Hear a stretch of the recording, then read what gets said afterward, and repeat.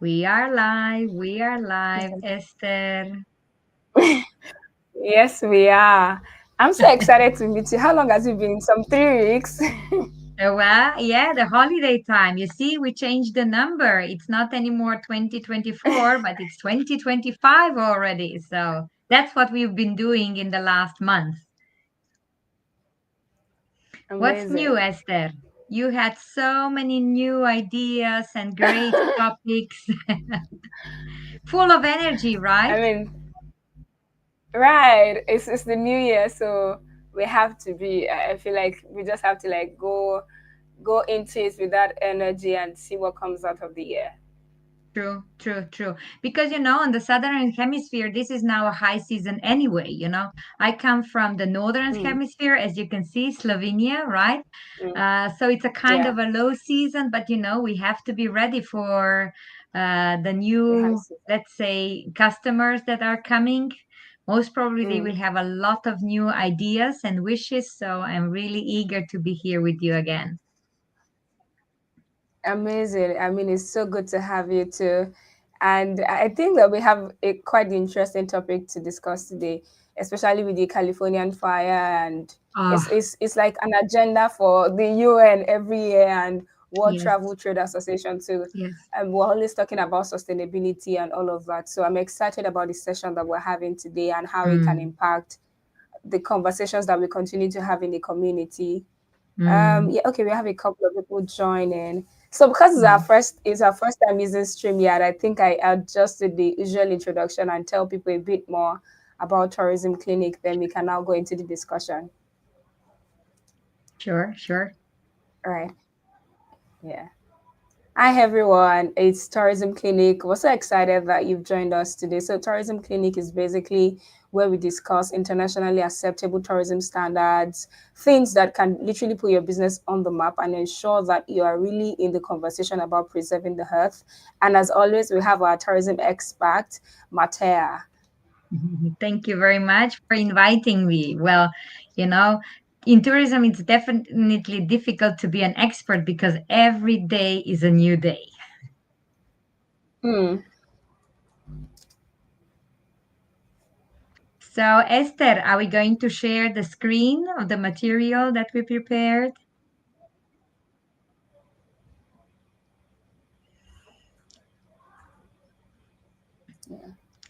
That's the topic that you chose, right? Yeah, yeah. And I just put the slide up too so that those tuning in can see. Yeah, yeah, yeah. I think it's very important that there is also something written, because if you remember last year, we mainly Mm, talked, right? We just opened the mm, topics for different mm, discussions. But for this year, you set really some very important titles. And I was thinking, okay, I think there should be also something written on the screen so that mm. our, let's say, followers and those ones who are going to join us can follow us easier, and also that they can also prepare their questions, because that's the most Sure. important, right? Discussions and sharing best practices. Mm, I agree. So tell me, how many more are coming? Can I start with our presentation? What is the story behind the scene? Yeah, I mean, I think that we should start. It's very important that we start now, and then every other person can just like join in. And Mhm. today the discourse is tourism in the circular economy, the benefits of tourism in itself, and then the environmental impact Mm, and the roles mm, that we play in it. So, mm. Yeah, yeah, yeah. So first of all, Esther, you said tourism, let's say expert. Yes, I've been working in tourism already over 35 years, since mm, 1988. Actually, it started with my studies in 1985. So this year, you see, I'm wow. going to celebrate first fourth year's anniversary. But really, like working in tourism, hands-on experience, as we say, it's Mm, since 1988, when I actually really started to work as a tourist guide, then a tour manager, then I had a travel agency. then as a tourism consultant. So, all the time something going on. And I agree with you that tourism is an excellent industry. That's why I've been working really with pleasure in this business.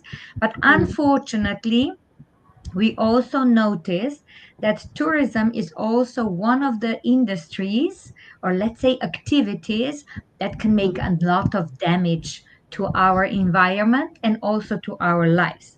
And this is mm, definitely not something that we tourism stakeholders would like to, right? So a lot of times people are talking about over tourism, the locals don't like visitors and things like that.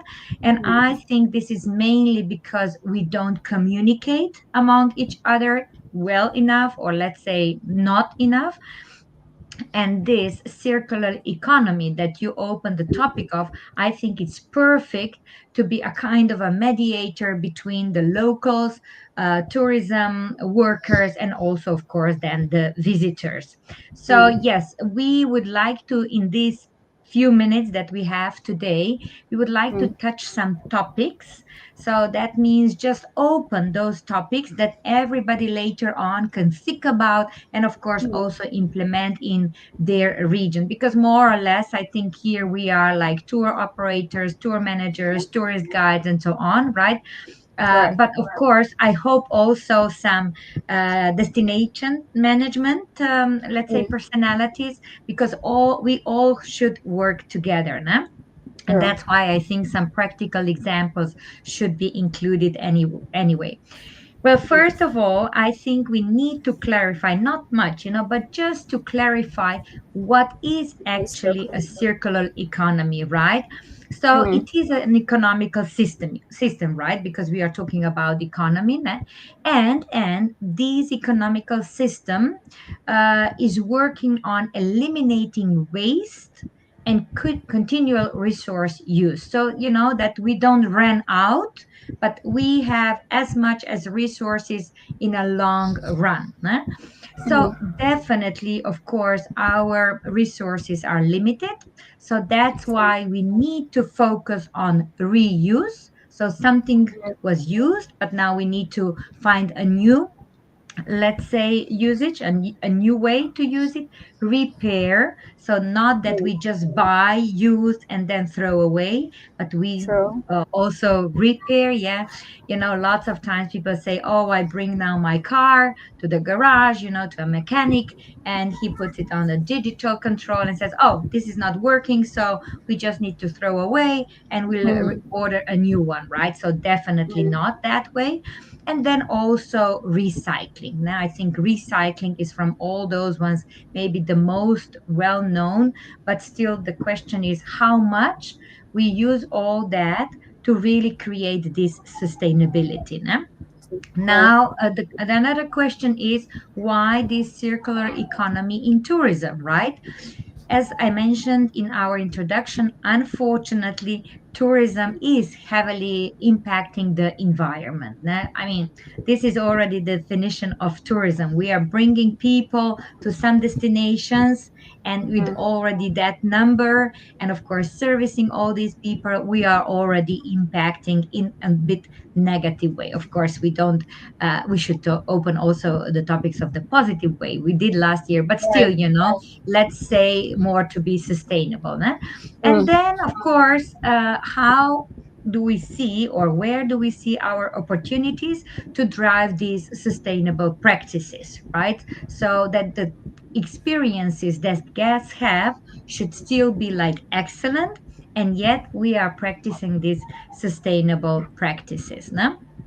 mm, So the key principles of a circular economy are definitely designing products to, let's say, last longer, that they are repaired and reused.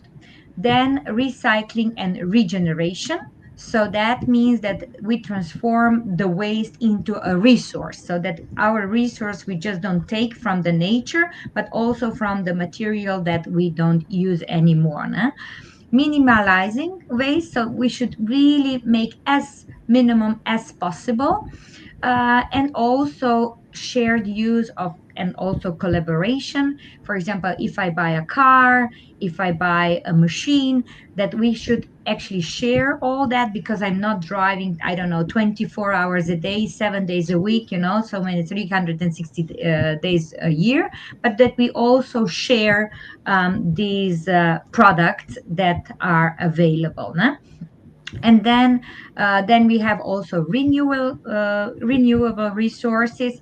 That means shifting to bio-based material and renewable energy. So this would be like the key principle of the circular economy generally, right? We are not just talking about this tourism at the moment. So definitely the benefit of this circular economy should have the environment we are working in, and that means that we really reduce this environmental degradation to a minimum possible, right? What is very important is that we conserve the natural resources, right? Because natural resources are building up or being created in millions and millions of years sometimes, not just like, we say the tree lives so long and so long. What about rocks, for example? They have millions and millions of years of history, right? So we definitely need to take care of that as well. Since we are in 21st century, I think this third part, innovation, innovation, innovation, it's very important, so that we encourage in this in circular economy innovation to be included as much as possible. Now sometimes we don't even imagine how wide these innovations can be, huh? And of course, that we create new economic opportunities, because those businesses and jobs that maybe existed 100 years ago, let's say a carriage driver. Today, there are just limited numbers, right, of personalities, of for persons, but there are some other professions that are appearing, and that we recognize them. And of course, then we use those opportunities. We take the opportunities for our benefit. And then, of course, that we support green job growth, so that we really support the jobs that are suitable for our, let's say, green economy. No? Now, now, how tourism can contribute. I placed here just few examples. This is just to share some ideas. I'm sure that everybody will get some new ideas, but let's say waste reduction. For example, nah? Mm, Um, Here I placed reduce single use plastics, but it's not just plastics. Whatever is single use, let's reduce it as much as possible. I don't know if you noticed, Esther, but if you go to your job, I know that you have mainly home office, right? So it's a bit easier. But let's say that you walk from the mm, local transportation to your office, and then you grab a coffee, takeaway coffee. How much waste we produce with just one single coffee? Let's say just one single espresso. So that maybe, I always say when visitors come, bring your own bottle, and then you will fill it mm, with the water, refill, mm, and you're going to have the same bottle during your tour. And I have to tell you, Esther, that we are encouraging our visitors, and a lot of them are bringing them with them from, let's say, their homes already, without mentioning that. So there are guests, there are visitors that are really aware of that, and they're bringing those, let's say, water bottles already with me and with them. And also, for example, for coffee or something like that, right? You just bring your cup, you put the lid on, and you can have like takeaway coffee. So definitely implement waste segregation and recycling systems. I come from European mm, area, and most probably you heard that we have a lot of projects that are connected regarding that. Even EU it's supporting this kind of projects, and municipalities can apply for different grants, and they can let's say, build up really modern recycling systems. So sometimes this is not, let's say, it does not depend on individual, right? Because the first one, it's very much on individual. But here, if we cooperate with municipalities, I think a lot can be done. It may be just in a longer period of time. No? So use renewable energy and water saving technologies. Well, that's definitely something that we in tourism can do, because when the number of visitors increases, then also, of course, the water consumption is increasing. I mean, it's somehow normal, right? Because it's a part of the hygiene, let's say. But on the other hand, this water does not need to be all the time fresh. So let's say, you can reuse the water that was already maybe used for, I don't know, showering, and you can flush the toilets and things like that. No? And then, of course, also to promote the green accommodations. There are lots of accommodations that have these labels, and when we are booking, let's say, follow those labels, because that means that the business model was created on a sustainable tourism. And then, of course, also these sharing platforms, economy platforms that I mentioned before.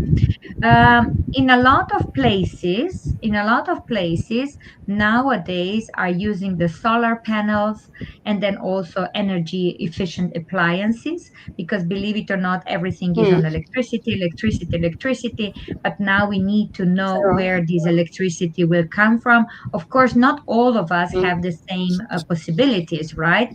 But still, if there is a chance of, let's say, solar panels, because if you have a lot of sun and so on, why not? No?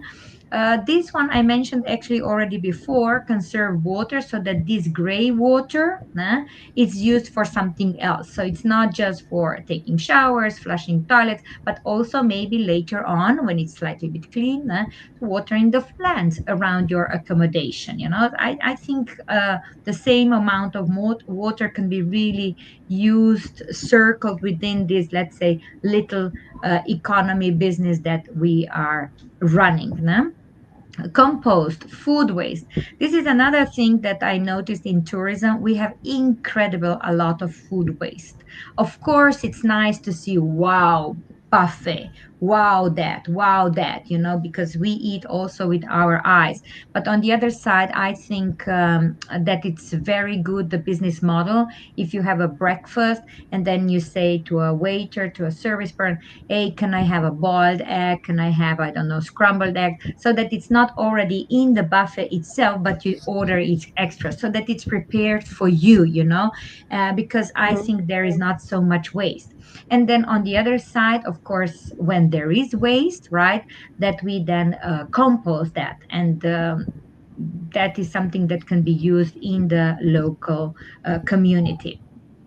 And then, of mm, course, also the leveraging technology, so that we automate bookings as much as possible, and also mm. that we use this artificial intelligence for demand, that it's forecasting. For example, now we have enormously a lot of database, enormously active data science, and a lot of these IT engineers, they can already predict us the behavior of the customer, of the client, So, and with help of that we can predict what is going to be used in the near future, or what is going to be the demand, so that we can really adapt as quickly as possible, so that we don't have, let's say, too much energy used on the side. No?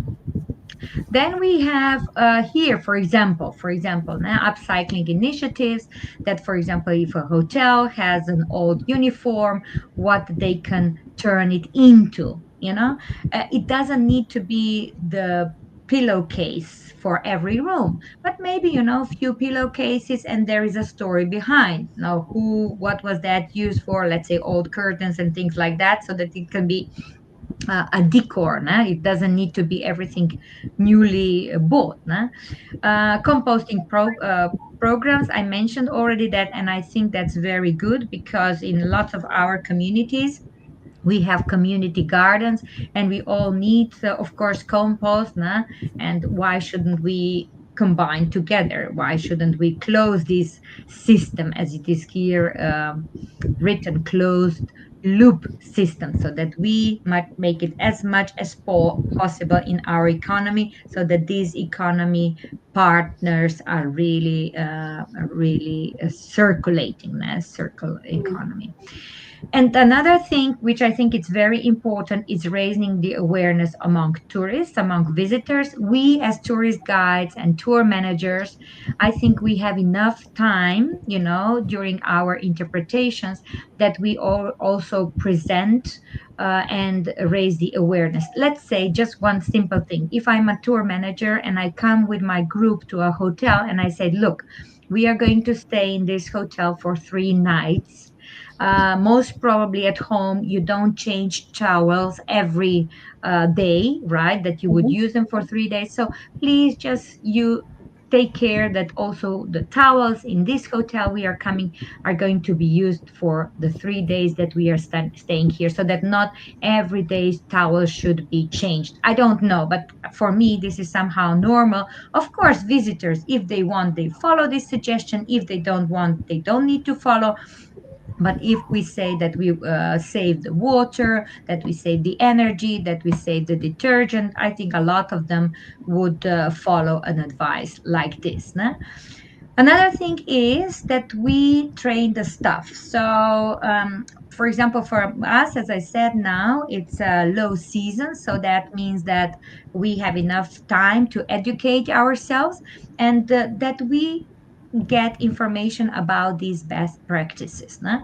And here I think I can mention that last year we tourist guides from Slovenia, from actually the capital, Ljubljana, because Ljubljana is now one of 100 European cities that would like to be that would like to run a carbon neutral society, right? We got even funds from the municipality for guided tours, which were actually raising the awareness, how to participate in this carbon neutral society. And that was mainly for the locals. Of course, it was also for the visitors, but we organized guided tours, for the locals as well. No? So this would be something, let's say, working together with the community that we are involved or included. No?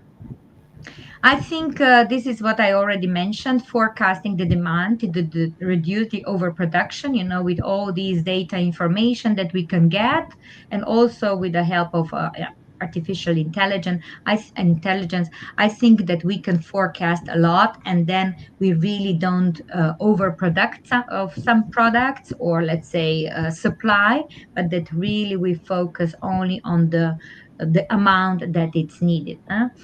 Uh, you know that I'm delivering also online guided tours, and this is one of the topics, so that we also encourage virtual augmented reality experiences, so that you don't need to be in the place just because you want to be, but that we take this visitor also to the places that are more off the beaten path, so that this push to the overcrowded area is not too strong, no, it's not too intense. And with the virtual and augmented reality experiences, we can do that. Also, for example, if there are UNESCO sites, there are lots of UNESCO sites, and of course, the numbers of visitors are limited. So, with the virtual and augmented reality, we can bring those experience also to some people. Of course, it's not the same as in person, but on the other hand, there is a good opportunity. No? And then, of course, nowadays, apps to optimize the resource use and also the waste management, so that the applications are already, let's say, informing us how can we behave more in a sustainable way. So these digital innovations are very, very important, and we should just embrace them. Sometimes we don't know how to, but I think the more we talk about them, the more ideas we get. Nah? So definitely, we should also promote local crafts and recycled So, products, so that so that we take them, to the shops that they make maybe, bags out of recycled material, that we bring them to craftsmen who are making really typical local products, so that we also invest in community led tourism, and then that we source the goods and the services from the local community, so that this environmental impact is not so, let's say, heavy. Because, sorry, I mean, I come from Slovenia. Of course, we have no pineapples, so it doesn't make sense that we serve pineapple for breakfast in our hotels, right? I mean, they should travel to your area, right? In our area we have other fruits which are more suitable for, also, let's say, uh, our visitors. So when they travel here, they should experience our fruits and veggies, not the True. imported. Yeah. Mm. So if I can make a wrap up, have a look, here I put just some short information, so to reduce the cost, create long lasting value, and then of course that we meet eco-friendly travel demands. So we have a lot of strategic actions to consider, and as always I am optimistic, and I think a lot of us will take this approach, and I'm sure that also visitors will follow our advices. Definitely, that was insightful as always.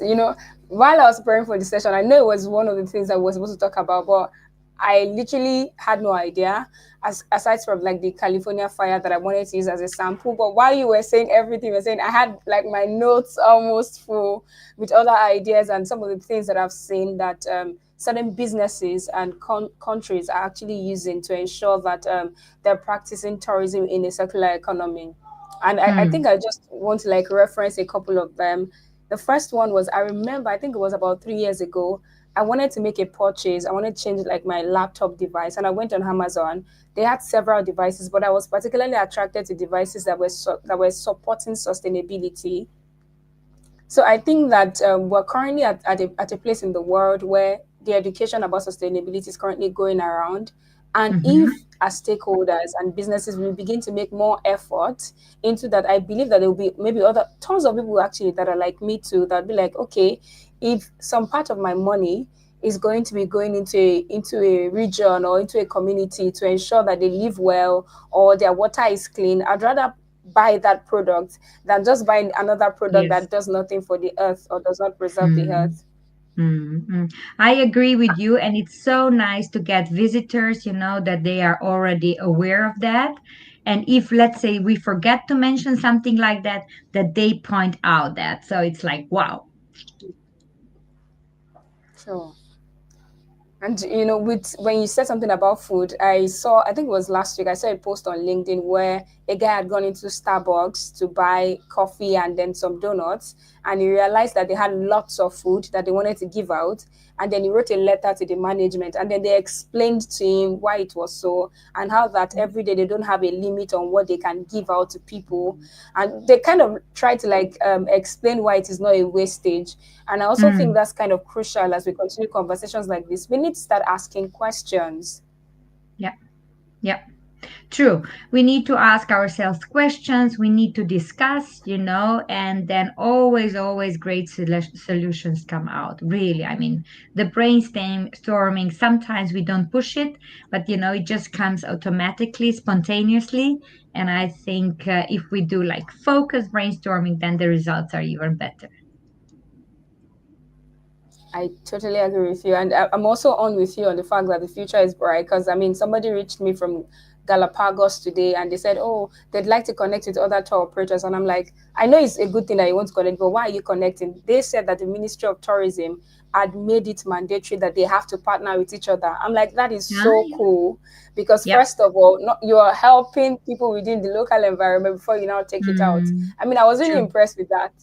Yeah, yeah, yeah, yeah. It is going in a positive direction, and if there are some places, let's say that they are not so well developed in tourism, for them that's even opportunity, Hmm. because they can skip some Right. mistakes that were done in the most well-known touristy destinations, so they don't need to make the same mistakes as the other ones did, and they just jump in this circle economy tourism model. Thank you so much, Mateja.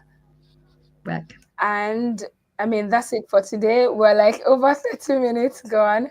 So usually tourism clinic is usually a short session. Thank you for joining us today. Please join us next week. Your opinion matters in the conversation. If you'd like us to discuss specific things, feel free to reach out to us. You can send a mail to esther@zippermarketing.com or editor@zippermarketing.com. Have a great week, everyone.